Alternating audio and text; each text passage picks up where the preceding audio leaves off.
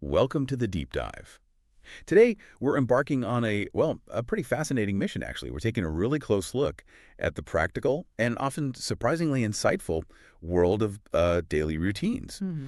We've got these detailed accounts from two different people, how they structure their whole day, from waking up right through to winding down. Hmm. Our goal is to pull out the most important sort of nuggets of knowledge from these personal rhythms.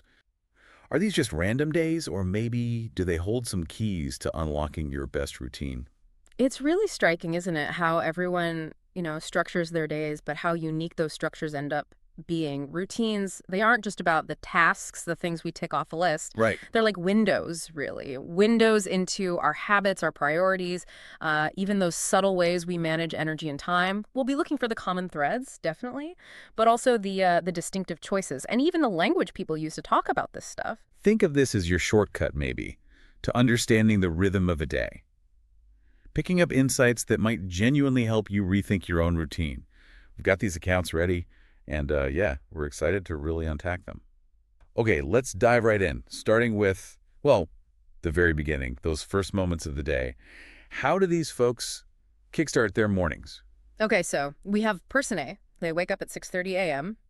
First thing, turn off the alarm. Then they sit up, stretch a bit, and they consciously try to have like a quick prayer or a positive thought, which is interesting. Yeah, that focus right away. Exactly. And they deliberately try not to grab their phone immediately. Oh, that's a big one for many people. It is. Then a glass of water before heading to the bathroom, after showering, getting dressed, and if there's time, a short workout, maybe stretching, yoga, quick walk. Okay. Breakfast tends to be healthy oatmeal maybe, or fruit with yogurt. Got it. And person B? Person B starts a bit later, around 7:00 a.m., and they admit, feeling pretty sleepy initially. Huh. Yeah, I think most of us know that feeling. Right, so their immediate response is more physical, brush teeth, wash face, quick shower. They say that helps wake them up fully. Makes sense. And then, yes, coffee is usually part of the plan, plus a simple breakfast they enjoy, like eggs and toast. Okay, so two quite different vibes to start the day. Totally. What really stands out are these distinct philosophies, you could say. Person A creates this intentional buffer zone. The prayer, no phone.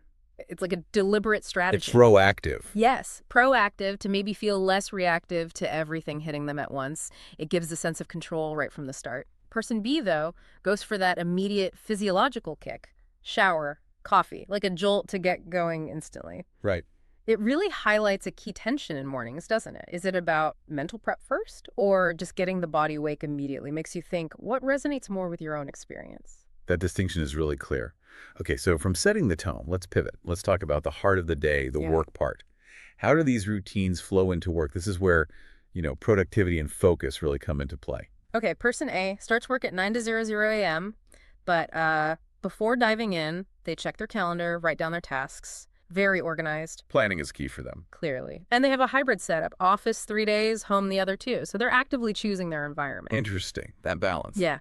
They take a short break around 11:00 a.m., maybe walk around, make some tea, then back to it until lunch at 12:30. And if they hit that afternoon slump, the post-lunch dip, green tea and soft music while working, that's their fix. Okay. And person B, also a 9:00 a.m. start. Yep, 9:00 a.m. start usually begins by tackling emails, messages first. Mhm. Then they shift into projects or meetings. They're mostly remote, working from home, though they do mention sometimes missing that office vibe, being around coworkers. I get come. Lunch for them is usually simple, rice chicken sandwiches, and they like eating with family if they're around. If they feel sleepy after lunch, their strategy is different. A quick walk outside, or maybe a few stretches to feel fresh again. So if we step back a bit, you see these really different strategies for focus and energy, right? Person A's planning and that varied environment, it suggests they're using like intentional context switching, a way to keep things mentally fresh. Ah, okay. And using music, green tea, those were like micro interventions, managing their internal state to stay focused without needing external changes. Right. Person B, though, relies more on physical action, that walk. Using movement to fight off the fatigue, it really shows how your environment, your planning, and your choice of energy booster, they're all crucial parts of the work puzzle. How do you usually handle that afternoon energy dip? It's so interesting seeing those Yeah. different tactics for the same challenge. Okay, so the workday winds down. Now, the challenge shifts, right? From performance to, well, recovery and replenishment. Mm. How do they transition into the evening? Right. Person A usually fits in some yoga or a home workout around 6:00 p.m. Okay. Exercise again. Yep. After that, they start cooking dinner almost every day, actually. And they seem to really enjoy it, trying different recipes, pasta, soup, grilled veggies. They find cooking relaxing. Oh, interesting. Like a hobby almost. Exactly.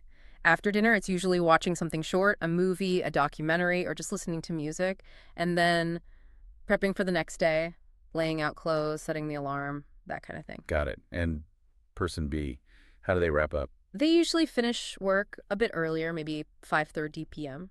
Then they make a point of taking a break. Could be the gym, could be relaxing with a book or music, just a clear shift. A deliberate pause. Yeah. Cooking, maybe 2, 3 times a week. Other nights it's ordering food or leftovers, so more about convenience sometimes. A different balance there. Mm-hmm. After dinner, they check their planner. Then they read for about 20 minutes or maybe write in a journal. Specifically, they say, to help clear their mind. Journaling. Yeah. Oh. That can be powerful. Definitely. So, a really important question for you listening might be, how do you genuinely use your evenings for both rest and preparation? We see these different approaches: exercise, meals, mental decompression. Person A finds relaxation in cooking, Right. The process itself. while person B mixes cooking with convenience. But both are doing things to either set up tomorrow or unwind from today.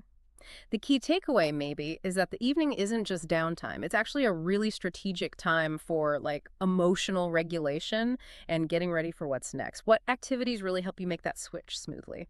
That idea of intentional transition. Yeah, that feels key. Okay. Finally, we get to the crucial endpoint, the night routine. How do they actually prepare for sleep, for that restorative rest? So, person A is aiming for bed by 10:00 p.m. Before settling in, they listen to calming music and they do some deep breathing exercises, really focusing on relaxing. Actively winding down. Exactly. And person B. Bedtime for them is around 10:30 p.m. They try to avoid their phone. Ah, the classic struggle. Isn't it just? They admit sometimes scrolling for a few minutes before turning out the light. It's so relatable. It really is. But what's striking, even with the phone temptation, is that both acknowledge how important sleep is. The dead times are pretty similar. The winding down strategies might differ a bit. Person A's deliberate detachment, the music, the breathing that directly fights against screen time, right? Yeah. That blue light messes with your melatonin, tells your brain it's still daytime, makes it harder to fall asleep, harder to get that deep rest. It just highlights how those small habits right before you try to sleep can make a huge difference. How do you make sure you're getting the kind of sleep you need for the next day? Good question. Okay, let's try and distill this into some practical takeaways for you, the listener, especially focusing on how you can actually talk about your own routine. We had some really useful verbs and phrases cropping up again and again. You're absolutely right. The way these two describe their days, it gives us a great template. Think about those action verbs like wake up. Simple, right? Right. I wake up at 6:30. Or get dressed. I get dressed after my shower. Another key one. Take a break. Like I take a short break at 11 a.m. Yep. And of course, go to bed. I go to bed at 10:30. These aren't just, listing tasks. They really frame the rhythm of the day. And it's not just verbs, right? Yeah. There are those common nouns, expressions that always seem to come up when talking routines. Things like alarm clock, breakfast, lunch break, basic, but essential. Exactly. And also words like planner, journal, yoga, leftovers, gym. If you step back, mastering these simple words, verbs, nouns, expressions, it gives you the building blocks, the tools to talk about your own daily rhythm clearly, confidently, but it's more than just listing. Did you notice how the choice of words matters? Saying like gently rising versus struggling to wake up, that already paints an emotional picture. True. So practicing describing your own routine, maybe out loud, maybe writing it down, even just a few sentences, that's a really effective way to internalize this and, yeah, build your confidence. That wraps up our deep dive into daily routines. We really hope you found these insights into personal structure and the language around it not just helpful, but maybe a little inspiring too. Yeah, because beyond just describing a day, right, understanding routines helps us be more intentional, helps us design our lives, find that balance, adapt when things change. So here's maybe a provocative thought for you to chew on. After hearing these different approaches, what aspect of your current daily routine are you most proud of? Or perhaps what part feels most ripe for a change, most inspired for transformation? Something to think about. Keep exploring, keep questioning, and keep designing your most effective day.